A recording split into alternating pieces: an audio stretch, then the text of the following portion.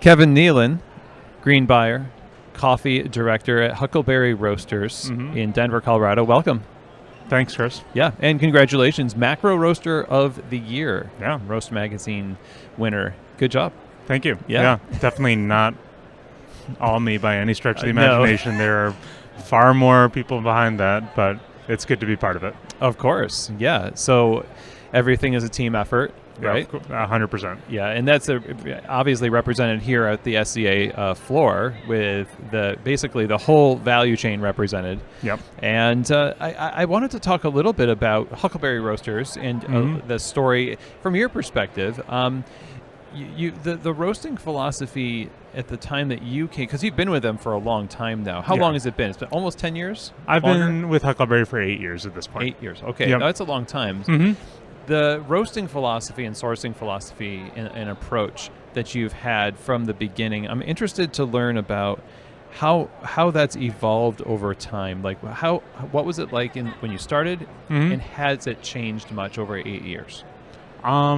Well, I think that, when I first started with Huckleberry, it was relatively soon after Mark and Cohen, and who are the original founders of the company, sort of moved into a new roasting space in their first cafe, and sort of were starting to really try to grow the company, but beyond sort of just getting started. And, when I first started, we were still very much figuring it out. Like, we were buying coffee that we thought tasted good from people that we trusted, and that's still the case. But when we first started, it was a lot of figuring out how to buy coffee and learning what contracts are, and buying much more spot coffee than we do currently. And over the course of those 8 years, we have always tried to make purchasing decisions that work for us in the immediate future, but also sort of have the potential to be something long-term. And as we have, done that for years and years and years, our sourcing is much less based on spot purchases, but more in terms of working with the same producers year after year, same importers year after year, and trying to be a reliable and continuous buyer for most of the people that we work with, if we can. Right, so relationships is a pretty big value that guides a lot of what you do. Yeah. Okay. So long-term purchases, I mean, in terms of having those relationships that last year in, year out, how do you go about finding those particular relationships? Are they just kind of fall out of the sky? Or, how do you source those relationships? Well, I think that in some cases, these relationships come through personal connections. Like, one of sort of the strongest sourcing relationships that we have is with producers in Guatemala. And I lived in Guatemala for a little while, and both the association that we work with, Apro Cafe on Lake Atilan, as well as one sort of medium-sized farm called Monte de Oro. Those come from personal connections that I've had. But a lot of times it's starting out working with importers, but working with importers who have been, transparent and willing to make introductions to us rather than keeping doors closed, and sort of like being the conduit for us to have direct contact with producers. And it's not to say that like every single one of our coffees that we buy is a firm relationship coffee, but a lot of times when we are looking at buying new coffees, we work with importers and exporters who are willing to sort of be a connection, rather than sort of a gatekeeper for us. I like that distinction, connection versus gatekeeper, right? Yeah. And you want that connection to last a long time. And so the question I have is, how have you seen these relationships, the longest running ones, evolve over time as you've evolved? So your company grows over the course of the years, and they grow with you, I assume. Like, what are the benefits that come along with long-term relationships with a growing company, the farmer to roaster? Well, I think that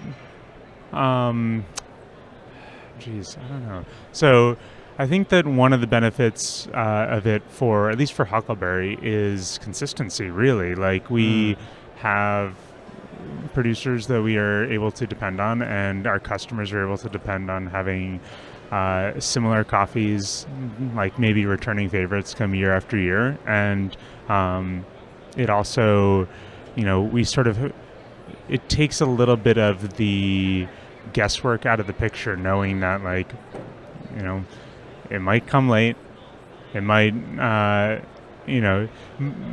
coffee might not show up exactly when we want it to, especially this year, but like we know that we are going to be getting our a lot of our coffee from the same association, like Nealon. And so it is, there's a benefit in not having to do a ton of looking, but just sort of like honing in and working with a group of growers on, these are the coffees that we would love to have this year. Like, how do we find a balance between what works for you as a producer and what works for us as a roaster, and focus on that rather than on just finding coffees that work.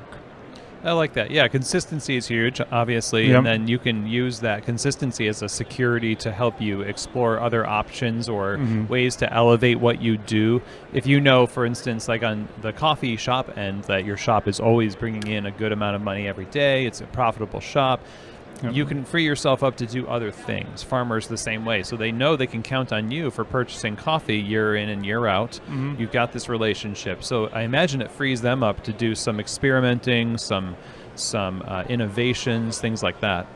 On the producer side? Yeah, on the producer side, yeah. Yeah. I mean, I think that it definitely, knowing that there is a buyer who will, be there for a variety separation, for example, that like might be risky for them to do, or like cost more money, but like they know that we will buy that coffee regardless, I think is definitely opens up the door to people trying new things. Good, yeah.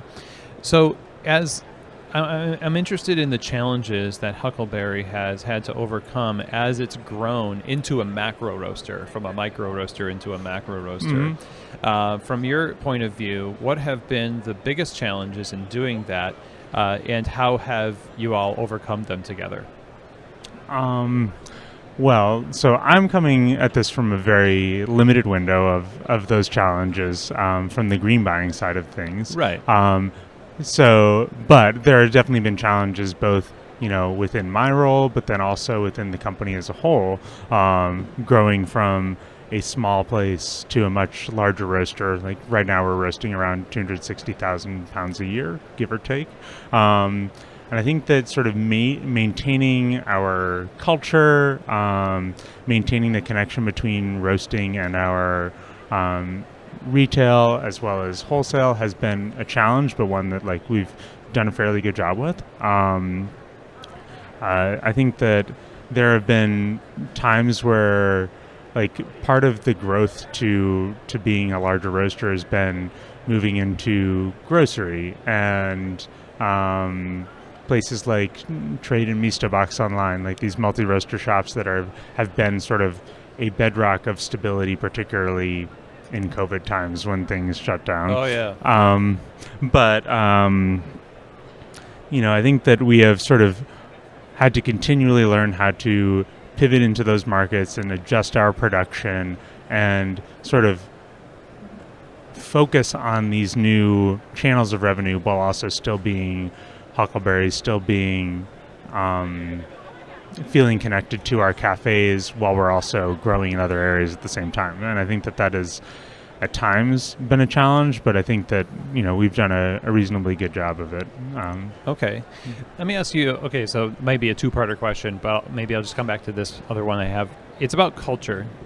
The idea of it doesn't feel like, or does feel like Huckleberry. It could be true. You could insert any of our coffee shop's names in there and be like, that's what we're really concerned about. Like, we don't want to sell our soul by getting big and all that stuff. So it's easy to see culture on display in a coffee shop. Yeah. How do you see culture on display in the operations that are behind the scenes in a role like yours, even in roasting, in those conversations that happen behind the glass wall or whatever. What does Huckleberry look like culturally? Is it different, or is it just the same as what you would find in the shop, and how so?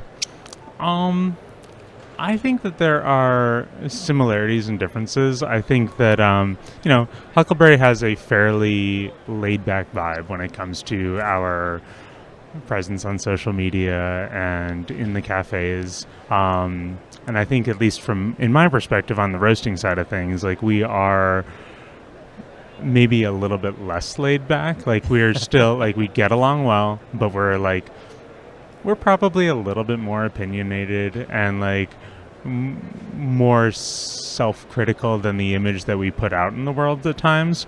But man, I think I lost my train of thought there. But I think that there is an effort to be genuine in both like our cafe presence, right, as well as the more insular world of roasting. And I think that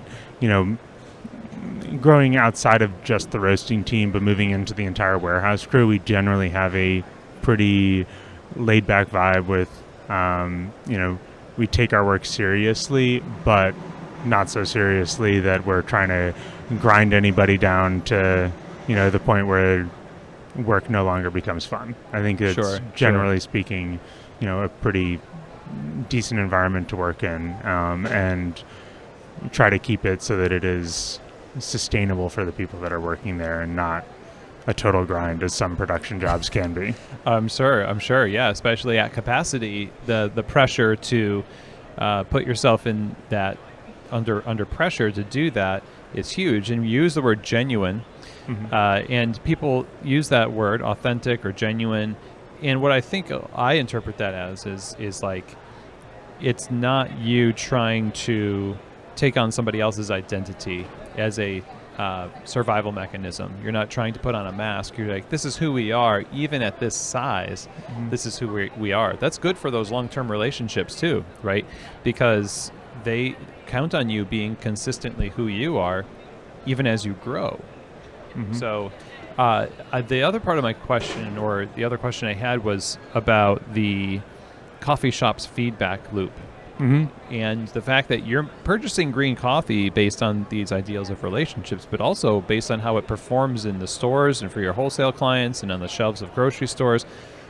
And you said you did a pretty good job of this at Huckleberry. Tell me a little bit about what you've done to make that a reality. Well, I think that it has certainly been a challenge in COVID times. Like, I think that prior to the pandemic and like shutting down our cafes and then reopening our cafes and not knowing, man, can I really sit at the bar and like hang out and chat with our baristas? Can we cup with them? No, we can't cup with them. I think it has been a little bit more challenging, but I think that we've sort of pivoted to using technology in certain ways to like communicate to our staff using Slack, and it is an imperfect system, but also as we kind of move back into a slightly more open world and then shutting back down again and then a slightly more open world, we are making efforts to, as a roasting team, get into the cafes more often, chat with our baristas, brew coffee with them, and like at least taste coffee at the cafes with our crew, and just sort of, be there and chat with people who we don't necessarily see in the day-to-day. Okay. And I think that we also do a fairly good job of communicating coffee to our wholesale partners. Like, I'm still writing email newsletters to wholesale customers about new coffees, trying to explain, why these coffees are important to us without necessarily getting as geeky about it as I could get. Not every coffee shop owner necessarily needs to know everything that I know. Like, we want to make that information available to folks who want to see it, but also be able to present information in a way that is, significantly more digestible when all you really want is, the basics. Yeah. Okay, so when you are talking with baristas and you're getting feedback on coffees. Have there been times where you can look into the types of coffees that you're going to bring in, and then think about, oh yeah, that's right, all this feedback I've been getting about this particular coffee it'll make me make a decision this direction? Like how much does this feedback from the coffee shops and your customers actually get you to change your mind or direction in green buying? I don't know how much that direct feedback has changed the coffees that I buy, beyond the point that I have sort of learned to temper back some of my inclinations to buy a ton of Kenyan coffees because I love them, but they don't necessarily they're not for everybody. They don't sell quite as much as I would love them to. There's a certain amount of that, but I do think that some of the feedback loop from the cafes has a bigger effect on our roasting than it does necessarily on our buying. We do try to keep in mind when we hear things that a coffee is maybe a little bit more difficult to dial in or to extract. And when we hear that stuff, we go straight to the cupping table or brewing coffee and try to figure out how we can make things better in that regard. I think a lot of times our baristas at Huckleberry are really our first line of defense in terms of knowing when something that we might not perceive in our normal QC operations is a little bit different than we think it is. And having a feedback loop from our cafes to us is really important in, addressing those concerns in roasting, and also to some extent in sourcing as well. Okay. Or at least understanding there are times that any roaster has coffees that are not 100% what they want them to be when they purchase this green coffee. The coffee is, either sat around too long or got delayed in shipping, and we are always working around challenges in green coffee and figuring out how to maximize those coffees' potentials in roasting, and having a feedback loop from the cafes, from the folks who are actually brewing that coffee in the real world and not just sitting at a cupping table with it is very important in helping us figure out how we might need to pivot in our approach to addressing some of the green coffee challenges that we inevitably face. Are those challenges pretty unique right now versus years past? Yeah, I think that COVID and the global shipping fiasco that has been the last 2 years have made things very very difficult in certain ways, and it's actually sort of late made me think that I need to change my buying philosophy in certain ways. We have not been buying a lot of spot coffee for the last several years, but I think that I will eventually need to pivot towards maybe buying a tiny bit more spot coffee, just because there's so much uncertainty in shipping that these direct source coffees that are super reliable just don't always arrive at the time that you think that they would, or even close to it. So I feel like over the past 2 years we've been in this cycle of having a lot of coffees that are delayed and then show up at the same time. So you go from feast to famine, feast to famine, feast to famine, alternating between having these, in the past I could kind of anticipate that this Costa Rica is going to show up in May or June, and that's going to be my first Central American coffee, and then a few other ones are going to trickle in, and then last year everything was delayed and everything showed up in August. Boom. So I went from a month where we were just trying to figure out how do you stretch out and still offer chocolatey Latin American coffees to your customers. Man, how do we how long can we run with just a couple of coffees to then having all the coffees at the same time? Wow. And I feel like that's sort of on repeat. It's sort of been a little bit of a cycle where you think that you'll be fine, but then coffees just get delayed more and more and more than you think is possible, and then eventually they all show up at the same time. So you sort of then have the challenge of figuring out, how do I space these coffees out in a way that, is not overwhelming to consumers, and at the same time is taking into account the fact that coffees do age and that I need to use these coffees in a timely fashion while also, not having all 6 Central American coffees on my coffee lineup at the exact same time. Consistency is one of those things you mentioned earlier. You're trying to make something consistent that is inconsistent in this, especially now as you're describing, having to, just fight to survive in terms of your logistics. And I can't imagine there's a lot of bandwidth for, not that there isn't any, but follow through on ideals in terms of what you can do with coffees, and because your mind is constantly focused on, okay, we need to get enough coffees to serve our customers to the things that they expect to get, and there's a limited amount of energy that you and the team have to keep this business running, and it's got to, I guess the question I want to ask is, how do you still, in the midst of just trying to survive through these challenges now, fight to maintain a forward-moving progress towards the values that you have beyond just roasting coffee, selling coffee, those relationships that we're talking about, innovating and all that?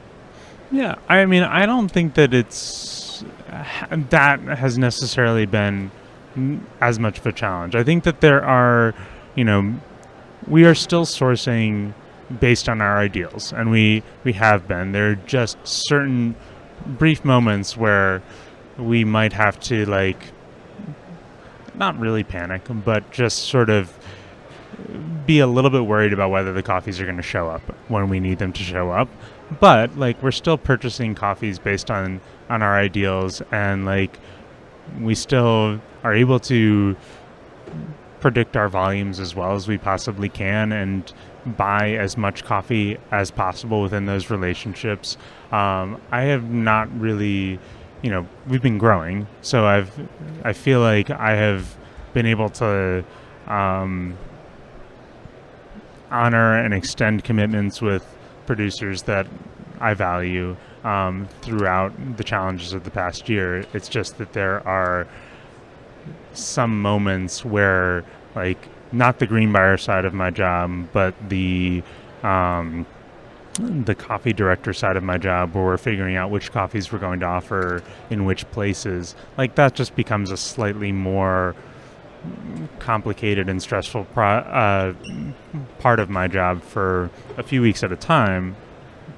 But there hasn't really been any compromise on the ideals of sourcing, I don't think. Great. Well, a lot of people would also think about hey, when you said you're going to buy more spot coffee, but you try not to buy that much spot coffee. A lot of people have a moral crisis in moments where they have to make practical decisions that seemingly go against what they're for. And so how, it feels like you have to sort of keep the big picture in mind at all times, because you need to still be in business. But in order to do good, right? Yeah. So I think that there are certain buyers who have this gut reaction against buying spot, and by no means do I think that there's anything bad with spot coffee. I think that importers and exporters provide an immensely valuable piece of the coffee value puzzle, and their ability to buy coffees that roasters like us can buy from a menu is that helps keep coffee producers in business, and it helps keep roasters in business, and it's super valuable. I don't have any problem with spot coffee, but at the same time, as we have matured as a company, we have just formed these longer term sourcing relationships, and it is my priority to buy as much coffee as I can from Apra Cafe or from Mario Alarcon or from YCFCU.